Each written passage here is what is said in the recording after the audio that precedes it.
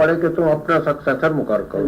یہ تو conflicting statement ہے. میں اس وقت آپ کی توجہ دلانا چاہتا ہوں پاکستان کی سیاست کے اس اہم سال کی طرف، سن 58 کی طرف، جب آپ نے مسلم لیگ کے صدر کی حیثیت سے کافی سیاسی ایجیٹیشن کو آگے بڑھایا تھا اور 30ویں لمبے جلوس کا اعلان کیا تھا. اس کے فوراً بعد ہی ملک میں پہلا معاشرہ لگا تھا. اس کے بعد سے اب تک وہ جلوس نکلتا چلا آ رہا ہے.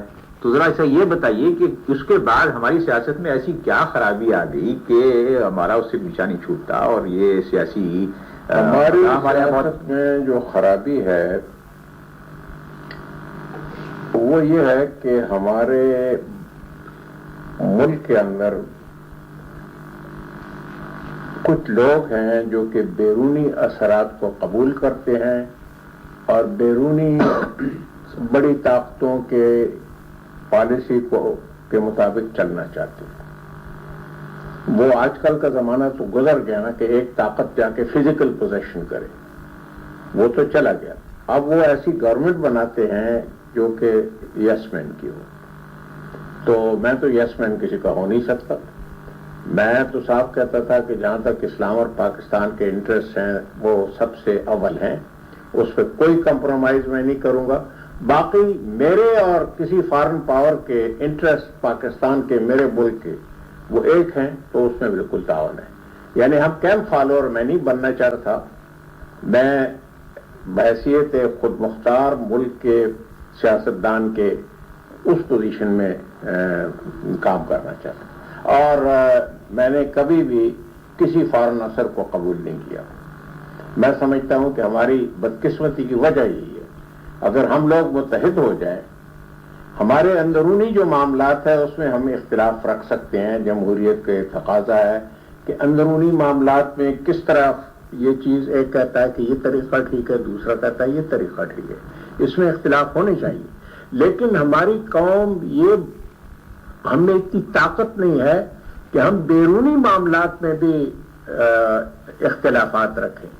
آپ نے دیکھا کہ بڑی بڑی ملکوں میں مختلف جو پارٹیاں ہوتی ہیں وہ بھی نیشنل انٹرسٹ میں، فارن افیئرز میں ایک پالیسی اختیار کرتے ہیں. تو یہ چیز ہمارے ملک میں بھی ہونی چاہیے کہ ہمارے اندرونی اختلافات ہوتے ہوئے جب تک کہ ہم اپنے ملک کے مفاد کے لیے جہاں تک بیرونی پالیسی کا تعلق ہے متحد نہیں ہوں گے، پاکستان کو کبھی سیاسی استحکام حاصل نہیں ہوگا. اصل بھی خارجہ پالیسی کا آپ ذکر کر رہے ہیں تو ذرا حالات حاضرہ پہ بھی آ جائیں. ہاں بالکل. اس وقت جو صورتحال ہے اس خطے میں خاص طور پر یہ کافی تشویشناک ہے. ان تمام حالات کو دیکھتے ہوئے آپ کیا کہیں گے کہ ہمیں خارجہ پالیسی پہ کچھ نظر ثانی کرنے کی ضرورت ہے یا کہ اور ہمیں قدم اٹھانے کی ضرورت ہے کہ یہاں کم از کم اس ریجن میں، ساؤتھ ایشیا میں ہماری پوزیشن مستحکم ہو؟ جہاں تک خارجہ پالیسی کا تعلق ہے وہ کیا کہتے ہیں، بائی پارٹیزن کہتے ہیں. جی وہ کیا کہ سب کی ایک ہی ہونی، بائیلیٹرل. ہمارے یعنی مختلف سیاسی پارٹیاں، ہمارے جیسے ملک کا جو ڈیولپنگ ملک ہے، تمام سیاسی پارٹیوں کو جہاں تک خارجہ پالیسی کا تعلق ہے ایک ہونا چاہیے.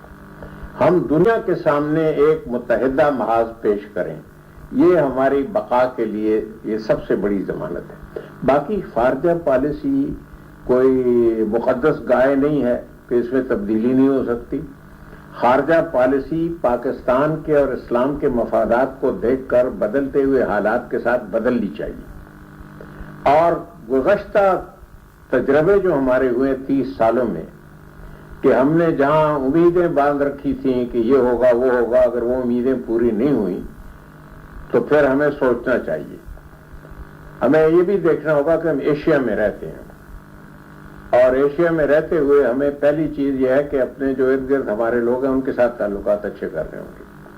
باقی دنیا کے ساتھ بھی ہونے چاہیے ضرور، لیکن یہ ہے کہ ہمیں اپنے اوپر انحصار کرنا چاہیے، سب سے بڑی بات ہے. اور 30 سال جب سے پاکستان بنا ہے اس میں جہاں کہیں ہم دیکھیں کہ ہم نے کہاں انحصار کیا اور اس کا ہمیں کیا بدلہ ملا، ان تمام تجربوں میں خارجہ پالیسی بدل سکتی ہے. میں ذرا سا پیچھے جانا چاہتا ہوں. آپ کا زمانہ وزارت داخلہ کا جو گزرا ہے 5-5.5 سال کا، اس کی طرف توجہ دلانا چاہتا ہوں. اس میں جو ابتدا اور آزمائش گزری اس ملک کے لوگوں پر، اس میں بہت بڑا حصہ ان اداروں کا تھا جو آپ کی وزارت سے براہ راست تعلق رکھتے تھے، آپ ان کے منسٹر انچارج بھی تھے. تو اور یہاں تک بھی ہوا اس میں کہ خود آپ کا جلسہ، منسٹر انچارج کا جلسہ کراچی میں مجھے یاد ہے، اس کو بے انتہا تشدد کے ساتھ اسے خراب کیا گیا اور اس میں آپ کے لیے بھی کافی پریشانی کی بات باعث ہوئی. تو آپ یہ بتائیں کہ آپ نے اس پورے زمانے میں ان چیزوں کو کیوں ٹالریٹ کیا؟ کیا اس وجہ سے کہ وہ اسٹائل اس سے کافی ملتا جلتا تھا جو آپ نے اپنے چیف منسٹری کے زمانے میں بھی اختیار کیا تھا؟ یہ بات نہیں کی. دیکھیے ہمارے اس منسٹری کے زمانے میں جتنے معاملات کابینہ کے سامنے آتے تھے وہ بالکل صاف اور ستھرے ہوتے تھے. اگر کابینہ سے باہر کو خفیہ کو کارروائی ہو رہی ہو اس کا ہمیں علم نہیں تھا. اگر میں ان چیزوں میں انوالو ہوتا تو یہ گورنمنٹ ضرور، انہوں نے بھی تو چھان بین کی ہوگی نا، یہ بھی تو احتساب کر رہے ہیں، یہ احتساب کر لیں. تو جہاں تک میرا معاملہ ہے، جہاں تک میرا تعلق ہے، وہ تو صاف ہے. ہمارے سامنے کیبنٹ میں کبھی ایسی بات نہیں آئی جو کہ خلاف قانون ہو یا ایسی ہو. اس کے بعد جو باہر معاملات ہوتے رہے ہیں وہ تو بات. لیکن صاحب یہ ایف ایس ایف کا بل تو آپ نے پیش کیا نا پارلیمنٹ میں، اور پھر ایف ایس ایف آپ کے تحت تھی. تو بطور وزیر داخلہ کے اگر آپ کو یہ تمام دیکھ رہے تھے کیا کچھ ہو رہا ہے تو آپ استعفیٰ دے سکتے تھے. آپ نے استعفیٰ دیا جا کے 77 میں. ہندوستان میں بھی ایف ایس ایف ہے، اس کا یہاں لا یہ ہے کہ صوبائی پولیس جب بے بس ہو جائے تو صوبائی حکومت مرکز سے مدد مانگتی ہے، کرمنل پروسیجر کوڈ کے نیچے بھی. اور نیئرسٹ کمانڈر آرمی کو کہیں کہ فوج بھیج دو تو وہ بھی بھیجے گا اور وہ میجسٹریٹ کے نیچے کام کرے گا. تو چونکہ ہماری افواج، ہماری سرحدات ہندوستان کے ساتھ ہیں، ایران کے ساتھ ہیں، افغانستان کے ساتھ ہیں، ہم نہیں چاہتے تھے کہ اصلی مقصد جو تھا، نیک مقصد وہ یہ تھا کہ فوج کو ہر وقت تک کھینچنا پڑے پولیس کی مدد کے لیے. اس کے لیے اور انسٹیٹیوشنز تھے، مثلا rangers, coast guard, Balochistan constabulary, frontier constabulary, frontier corps, Balochistan corps, یہ ساری سول آرم فورسز جو تھیں جب بلا لی جائیں، کوئی صوبہ لکھ کے دے، لا آرڈر صوبوں کے پاس ہوتا ہے، وہ لکھ کے جب دیں کہ ہمیں ضرورت ہے کہ آپ ہمیں سول آرم فورسز بھیجیں، ہم انکار انڈر دی لا نہیں کر سکتے. مگر جس وقت کہ وہ وہاں پہنچ جائے تو وہ وہاں کی صوبائی حکومت کے ماتحت ہوتے ہیں اور میجسٹریٹ کے ماتحت ہوتے ہیں، اس کی ذمہ داری جو ہے ہم پر نہیں آتی. صاحب معاف کیجیے گا، یہ جو آپ قانونی حیثیت بتا رہے ہیں اس کی بات ہم نہیں کر رہے. آپ نے اس کو وہاں پائلٹ کیا، اس کے جواب میں اپوزیشن کی طرف سے جو خدشات ظاہر کیے گئے، ایک خدشہ صحیح ثابت ہوا. ہم آپ سے یہ پوچھ رہے ہیں کہ قانونی حیثیت کچھ بھی ہو، لیکن جو کچھ ملک میں ہو رہا تھا وہ تو آپ کے علم میں تھا. کیا وزیر داخلہ کی حیثیت سے آپ کوئی ذمہ داری اس کی محسوس نہیں کرتے تھے؟ اگر میرے اوپر ذمہ داری ہوتی تو آج میرے اوپر کیس بنتا، جو سب کا احتساب ہو رہا. کیس بننے کی بات نہیں، کیوں نہیں، خاص انداز ہے. آپ کا سوال جو ہے، آپ تو مجھے ملزم بنا رہے ہیں، آپ مجھے ملزم بنا رہے ہیں. گورنمنٹ کو چاہیے کہ وہ نکالے کچھ میرے برخلاف. جب وہ نہیں نکال سکے یا ابھی تک نہیں نکال سکے تو اس کا مطلب یہ ہے کہ مجھے ان ایکسٹرا لیگل ایکٹیویٹیز کا کوئی علم نہیں تھا. جناب ایک بات ذہن میں آتی ہے کہ جب انتخابات 70 کے ہو رہے تھے تو اس وقت آپ کا خاص موقف تھا اور اقتصادی نظریہ بھی آپ بیان کرتے تھے. اس وقت اسلامی سوشلزم کی بات چلتی تھی، آپ نے بہت اس کی شد و مت سے مخالفت کی الیکشن کمپین کے دوران. لیکن جب الیکشن ہو چکا، جب حکومت بنی تو آپ نے پھر پیپلز پارٹی کے ساتھ اتحاد کر لیا.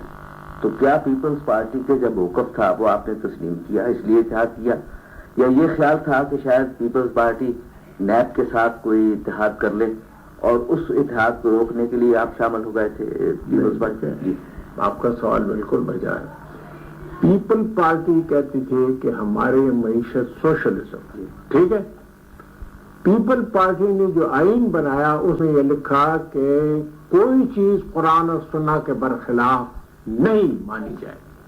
میں نے بحیثیت انٹیریئر منسٹر یہ اعلان کیا کہ آپ سوشلزم کے نام پہ کوئی چیز کریں گے جو اسلام کے مطابق ہو، ہم اس کو ایکسیپٹ کریں گے، لیکن اگر آپ نے کوئی چیز ایسی کی جو اسلام قرآن اور سنت کے برخلاف ہے، ہم اس کو ایکسیپٹ نہیں کریں گے.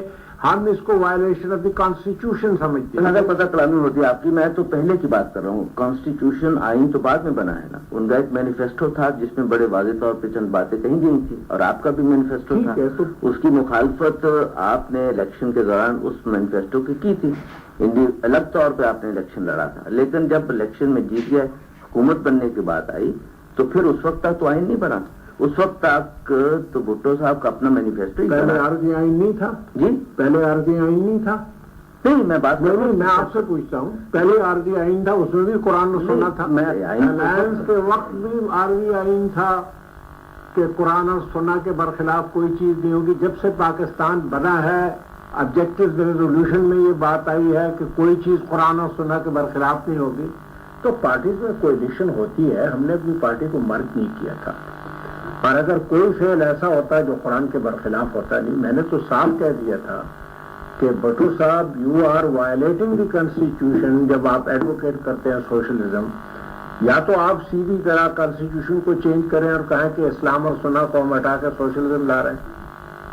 جی ہاں، مگر صاحب وہ اس میں اب کہا جاتا ہے کہ دیکھیے نا، کچھ پارٹیوں کو تو ختم کیا گیا تشدد کے ساتھ، اور بعض پارٹیوں کو ختم کیا گیا. آپ کے بارے میں نہیں کہہ رہا ہوں، میں گزشتہ چند سالوں کے بارے میں عرض کر رہا ہوں کہ بعض پارٹیوں کو تو بین کر دیا گیا، اور مثلا نیب کو بین کر دیا گیا. نیب کو بین کیا گیا، ٹھیک ہے، آپ ذرا سمجھنے کی کوشش کریں نا. نیب کو بین کیا گیا کہ کانسٹیٹیوشن میں یہ پروویژن تھی کہ کسی پارٹی کو گورنمنٹ بین نہیں کر سکتی تھی. کانسٹیٹیوشن کا یہ مطالبہ تھا کہ وہ کیس لے کے جائیں سپریم کورٹ میں. وہ کیس لے کے گئے سپریم کورٹ میں، سپریم کورٹ نے ان کو بین کیا. گورنمنٹ نے بین نہیں کیا، گورنمنٹ ایز این ایپلیکینٹ وہاں گئی ہے. تو آپ جو ہے نا اس ساری چیز کی پروپورشنز کو ذرا، کیونکہ آپ نے بڑا جنرلائز کر دیا، بہت سی پارٹیوں کو بین کیا گیا، کوئی پارٹی بین نہیں ہوئی.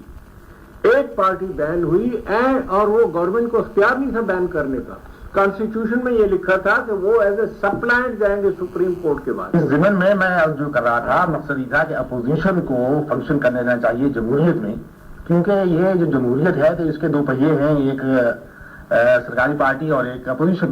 تو اپوزیشن کو کافی ناکارہ بنا دیا گیا، اس پہ یعنی اس قدر ظلم و تشدد کیا گیا، یہ تو سب کے سامنے ہے. یہ میں چیز کر رہا تھا. تو اس لحاظ سے آپ نے بھٹو صاحب کے ساتھ اقتدار میں شامل تھے، آپ نے ان کو یہ سمجھانے کی کوشش کی کہ صاحب یہ جمہوریت کے فروغ کے خلاف. آپ مجھے بتا سکتے ہیں ایک انسٹنس سوائے 2 کیسز کے جہاں انٹیریئر منسٹری نے کسی کو ڈی پی آر میں ڈیٹین کیا ہو؟ آپ کو پتا ہے کہ law and order provincial subject ہے، آپ کو پتا ہے کہ پروونشل اٹانومی ہے جس کے آپ بھی دائی ہوں گے ضرور. تو اگر پروونشل گورنمنٹ غلط کام کرتی تھی، آپ نے اگر اسمبلی کے پروسیڈنگز واچ کی ہوں تو سینکڑوں ایڈجرنمنٹ موشنز یہاں موو ہوئی ہیں، اس میں سے ایک بھی یہ نہیں تھی کہ فیڈرل گورنمنٹ نے غلط آرڈر کیا ہے. وہ چونکہ پروونشل گورنمنٹ کے وہ آرڈرز ہوتے تھے، اس لیے اسپیکر اس کو رول آؤٹ کرتا تھا کہ یہ فورم نہیں ہے ان چیزوں کو ایجیٹیٹ کرنے کا. اگر کوئی تشدد ہوا ہے وہاں تو پروونسز میں ہوا ہے. سینٹر میں سوائے ایک ریفرنس کے جو کہ سپریم کورٹ کو گئی ہے، سپریم کورٹ نے ایکسپٹ کیا اس کو، اور کوئی مثال آپ نہیں بتا سکتے. اور میں تو قرآن اور سنت کا ذکر کیا تھا، کرنے کے برخلاف تھا. آپ نے قرآن اور سنت کا بھی ذکر کیا تھا کہ قرارداد مقاصد میں بھی بات شامل تھی، دستور میں بھی تھی.